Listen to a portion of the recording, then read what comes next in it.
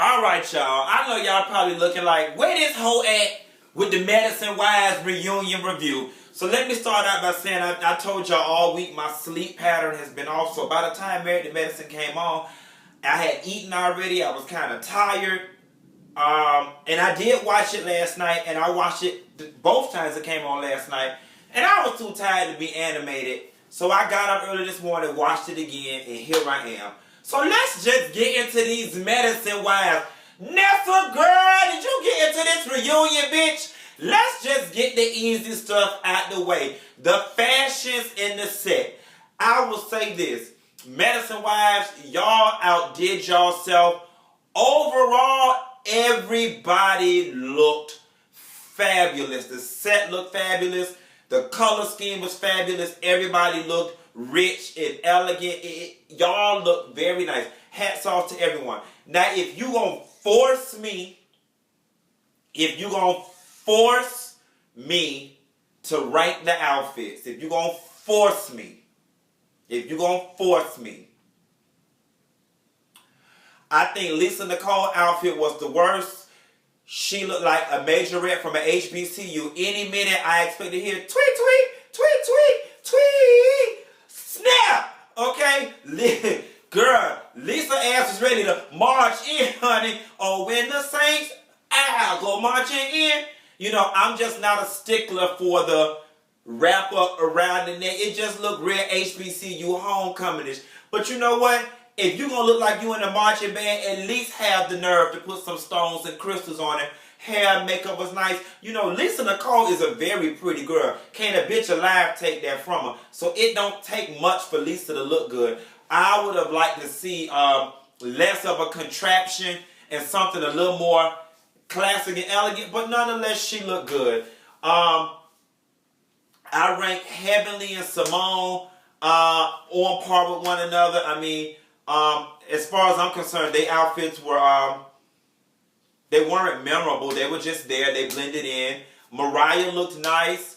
I loved Toya's train, honey. I love how Miss Toya said, bitch, I'm finna suck up all the air out of the room, baby. She had her train look like an area rug over to the side. I love every ounce of it. Every ounce of it.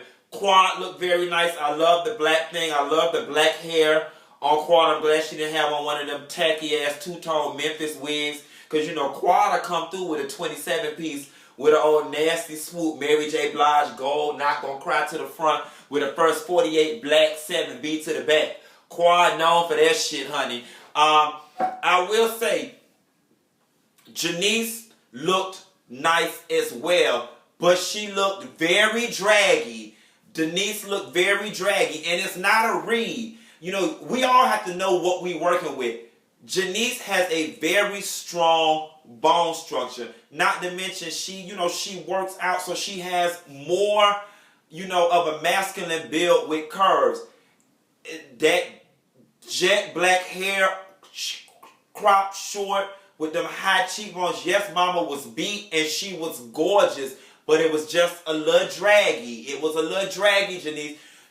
Something soft for her. She's got her 22 inches. A wrap with some waterfalls or a nice pin-up. A nice updo. A nice little updo would have been nice. But nonetheless, all the ladies look nice. Oh, shit, I forgot my notes. Hit my notes. Because I got a lot to say, honey. I don't watch this thing 3 times. But let's just get on in. Is it me? Or are y'all confused too why Mariah had the smallest role on the season, but got the biggest attitude and the most to say on this reunion? Like, I'm still confused, and I think I watched all the episodes of Medicine Wives, so I'm not understanding why the hell there's so much tension between Mariah and Heavenly. The only thing I can guess is that they've watched the episodes, and perhaps Heavenly is mad with Mariah for being at Lisa Nicole conference and saying Heavenly was never your friend and she was just trying to use you to get access to your people and figure out how to do the conference and break off and do her own. I can get Heavenly being upset for that, but I'm trying to remember what is it that Heavenly may have done or said that has Mariah so pissed. I mean, pissed to the point where she's calling Heavenly the dissension in the group. I'm just at a loss for words as to why. Maybe y'all can help me out. I'm going to tell y'all something before we dig right on in. Let me tell y'all something. Over the years, I did not have a lot of love for Toya Bush Harris. In the beginning, I really didn't care for her. I thought she was dumb and dingy as hell. But I'm going to tell you something. This motherfucking season right here, Toya Bush Harris is my favorite damn character. Let me tell you something. Dr. Simone and Cecil got a lifetime membership in my number one medicine. Why it ain't nothing Dr. Simone could ever do wrong that'll make me go in on her too bad. Okay? But Simone, Toya this season about to push your ass out the way. And I'm going to tell y'all why Toya was the smartest bitch on this cast. What I always told y'all, don't you ever let no bitch read you with your own tea. Toya took it a step further. Not only did she put her own tea out there, she controlled her narrative. So that way when Andy was on this reunion trying to bring up all this stuff about her taxes, it was no shade and she wasn't embarrassed because she controlled her narrative the whole way through. She said, this what we going through. We need a storyline. We might as well make it one and neutralize these hoes so it can't be a read. Even when people tried to bring it up, you couldn't even sit on the reunion stage and be like, I know you ain't talking with your tax partner because she already told y'all and it ain't no shame attached to it. That was a very smart move. Now, whether it was intentional on their behalf or if it was accidental, depends on how, crafty and smart and or dumb Eugene and Toya may be. But nonetheless, smart chess move, worked that in their favor. Y'all need to learn about that. I always tell y'all, bitch, you better put your own tea out there for another bitch will and control your narrative. I'm trying to see what else was going on. Nicole, okay,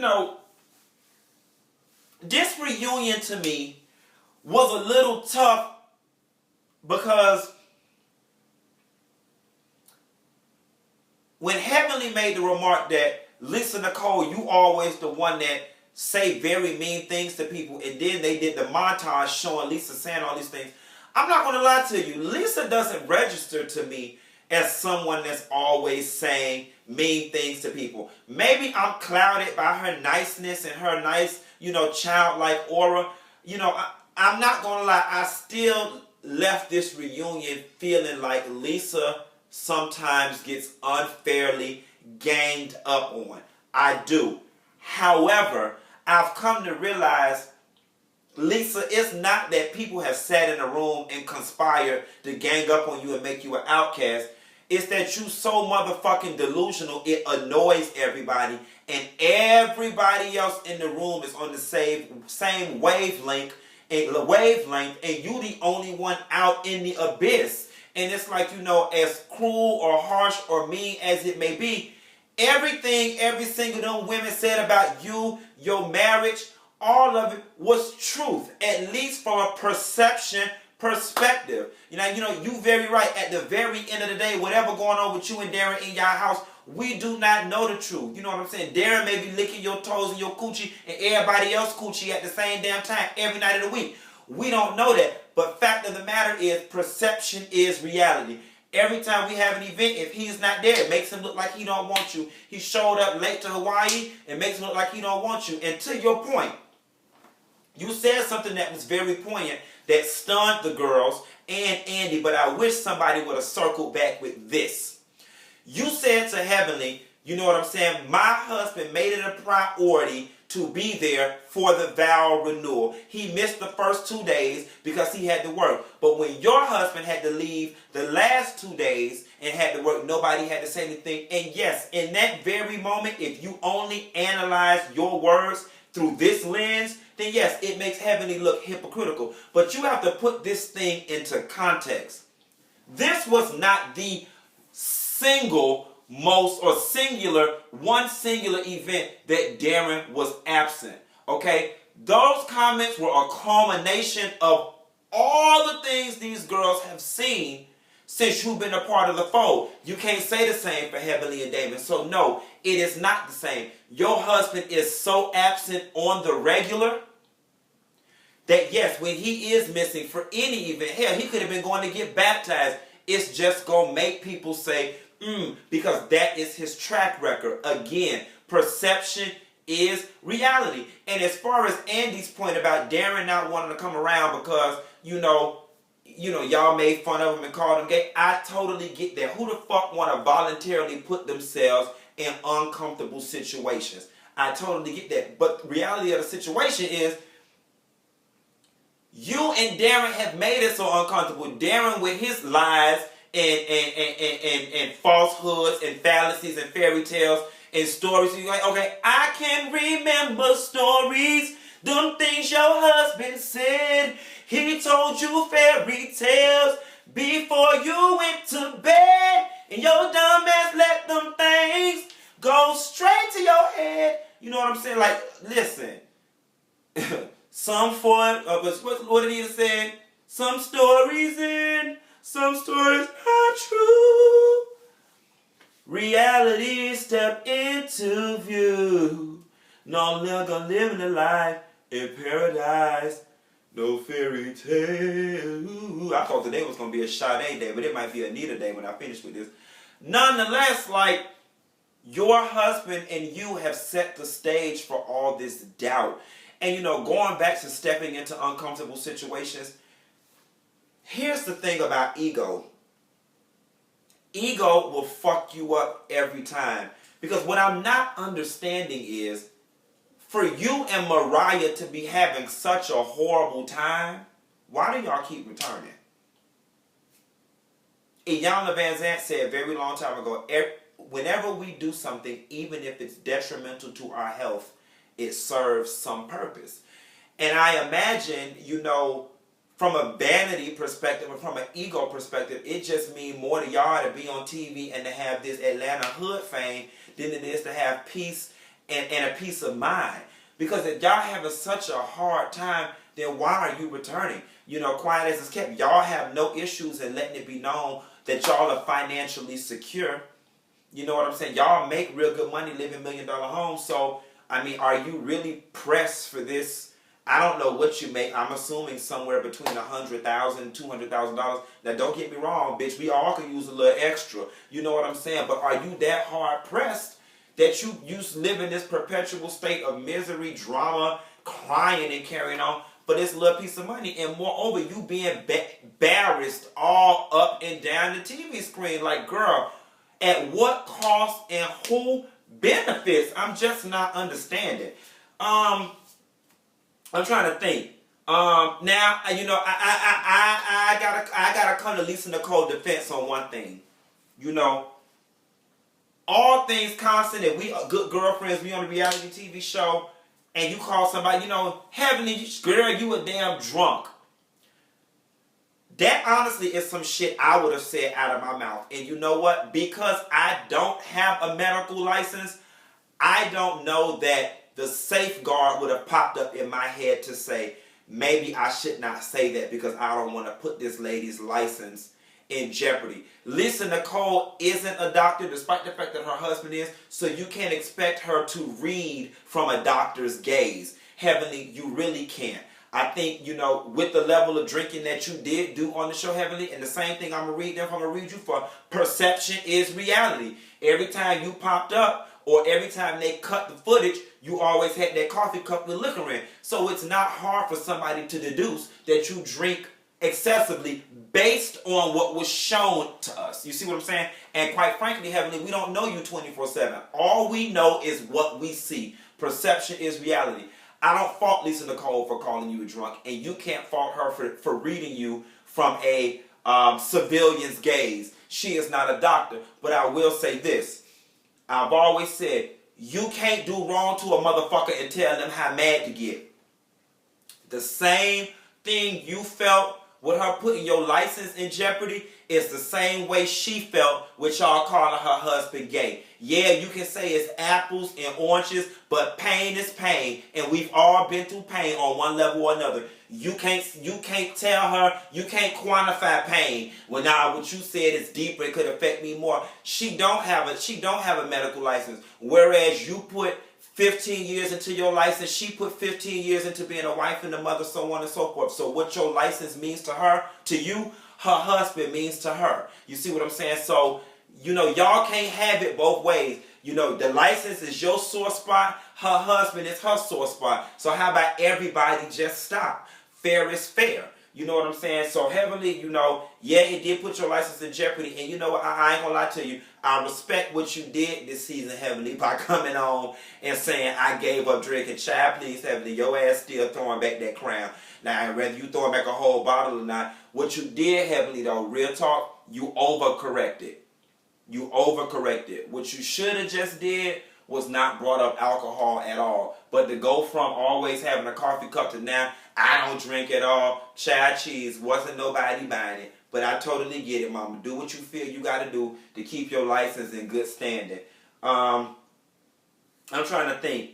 You the messiest bitch on this stage. No, the messiest bitch in there was the bitch that needed to be fired for that poor ass editing. Is it me? Or did y'all notice when Heavenly and Mariah were going back and forth, Mariah didn't have no earrings and shoes on, but when she said, you the messiest bitch on this stage, she had them earrings on. It goes to show y'all that they cut and splice footage, they take it out of chronological order, and they paint the picture they want us, the viewers, to see. But I ain't gonna lie, I ain't trying to take no food out of nobody's pocket, but the lead producer on this, whoever's job it was to look at this before it made it to air, and the person who edited this shit needed to be fired, because as much shit is out on film, I don't went in there and y'all done did me like this and took Polaroid pictures of what it is I was wearing for the sake of continuity. And that right there, that was some more amateur, I'm a junior in college in editing class trying to get an internship mistake. It was obvious, and I would not be surprised that next week when the reunion starts to rerun, that clip be sucked out, because Bravo don't like being embarrassed. But speaking of, it was something else I was finna say. Messiest bitch. You the messiest bitch. Oh, there was something I was finna say about Mariah. You the messiest bitch on this stage. Fuck. It just escaped me. Heavenly, that Discord, Mariah. Oh, wait, maybe it'll come back to me if I keep running my mouth. Toya in them Texas, Mariah, Heavenly, Lisa, Nicole, Dario. What am I missing from part one? Quad played it, Quad got an interesting position. I guess Quad said she was tired of being in the drama, because real talk, she really don't have much to add. She really didn't have much to contribute to this reunion. Much of what was going on didn't involve her. Some people may relegate that to lack of a storyline. Quad may say, you know what, child, I've been the center of the conflict for 3 seasons. It's good that it's somebody else. But I'm going to tell you something. I think Dr. Heavenly is what Kenya Moore tries to be. And Kenya just goes overboard. Heavenly came in season 1. She got the lay of the land. And I honestly and truthfully don't believe Heavenly mean 80% of the shit that come out of her mouth. Of all the people on the Married to Medicine stage, I think Heavenly and Toya are the only two that get it. And y'all heard me talk about get it in other videos. And get it means this is a job that we doing. And at the very end of the day, our job is to produce a very good show so we can get higher ratings, so we can get a good check. And I think when Heavenly comes to film, she comes to put on and perform and give the camera what they need for that 45-minute session so she can go back home. I think she does her part. I think some of the other ladies don't get it. They take too much of it to heart. They too much in their feelings. And that's why you have Lisa, Nicole, and Mariah situations. And you know, from being around many of the housewives, that is one reason why their franchise has been so successful. You know, I'll never forget some personal conversations I've had with two of the particular two housewives when Kenya came onto the cast, and you know, they both were like, regardless of how I may feel about her, we need that bitch. Because everybody else has too much to lose and nobody else gonna get on here and show their ass the way Kenya gonna do it, and we need it. And the fact that they got it. I think Heavenly gets it. Heavenly gets her role. I'm the outspoken one. My job is to come on here, say something quirky and funny and make people laugh. But interesting point. My homegirl Trina was in here watching it with me, and she said when Heavenly and Mariah was having that exchange, your mama, she was like, oh, Heavenly read like she from Miami. I said, bitch, she went to Norland. Norland is the neighborhood school right up the street from where I went, Carroll City. I could have easily gone to Norland just to show y'all the close proximity. She was like, she read like a bitch from Miami. And I'm going to tell y'all something. I totally get Heavenly, because that's why my mouth is spicy as it is, because I was teased and picked on as a kid. And bitch, when I was so young, I was so small and skinny, I couldn't fight. But I was smarter than every bitch in that classroom, and my mouth became a lethal weapon, and I learned how to back a motherfucker up off me. Now, in my adult years, I've learned how to hone that craft, but it's still something I have, bitch. I can cut a bitch with my words. I know how to back a bitch up off me. But you're right, Heavenly. I mean, Mariah said, and now you become the bully. You know, I don't know if Heavenly's a bully or not, because I don't think Heavenly just walks in and starts with people. I think people get it started and she finished it. And I'm going to tell you something that I do not like. I don't like the word bully being used amongst people that's beyond college age. Like, after you over the age of 21, bitch, you are not being bullied. Nobody on that Married to Medicine cast is being bullied, because you don't have to be there. Okay? All of y'all are putting yourselves in voluntary drama that do not have to be. Okay? You come into a thing, you come into a dinner party, you get jumped and attacked, get up and leave and never come back. Okay? Bullying is, yes, kids get bullied. You in the 3rd grade, you can't help where you live. You gotta go to that school. The kids in the neighborhood bullying you, your mama can't just up and move. You know what I'm saying? You know, bullying is somewhat an involuntary state of being. You can't keep, you know what I'm saying, walking into a hot house talking about I'm tired of being hot. Well, bitch, stop going around now. So, like, cut that bullying word. I just think that's some old that's that manipulative shit, trying to solicit some kind of emotional response from people. You can't call somebody a bitch and a bullfrog at the left side of your face and then say they a bully out of the right. Those two ways of thinking can't exist in the same space. I'm sorry. So, grown women, stop talking about being bullied. Are y'all some followers? Are y'all some monkey see, monkey doers? Yeah, but bullying, no, we gonna reserve that for kids in elementary school. As far as the kids watching,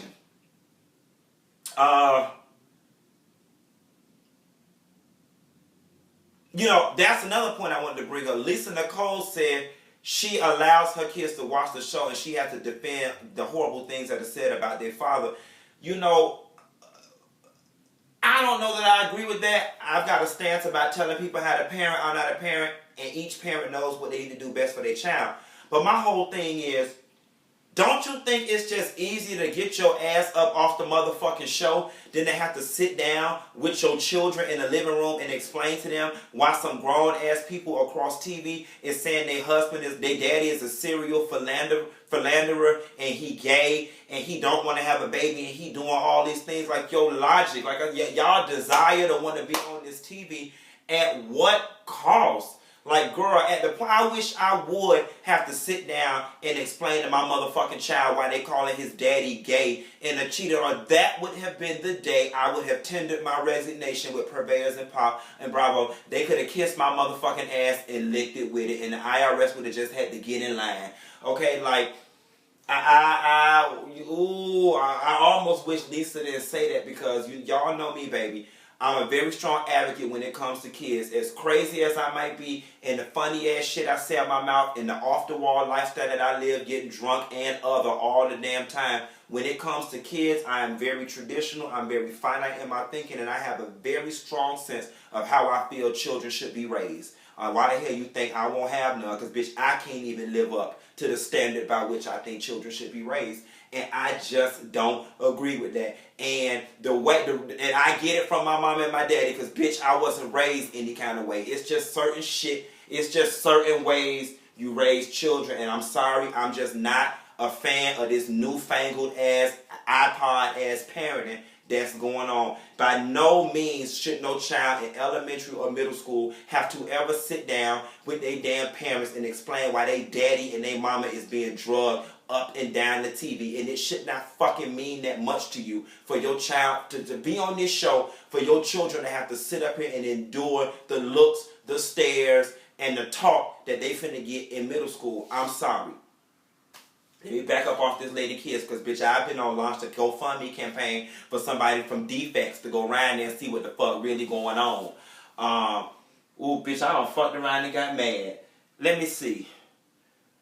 Y'all, I think that's it. It was one other point I had wanted to make regarding Mariah. I can't remember it, so I guess I have to save it, or maybe it'll come back to me in part 2 of the reunion. But the Madison Wise reunion, you know, I wish this would have been one of those funny videos, and I just realized I don't think I cracked many jokes within it. I think this was more of a teaching moment. It was deep. It was good.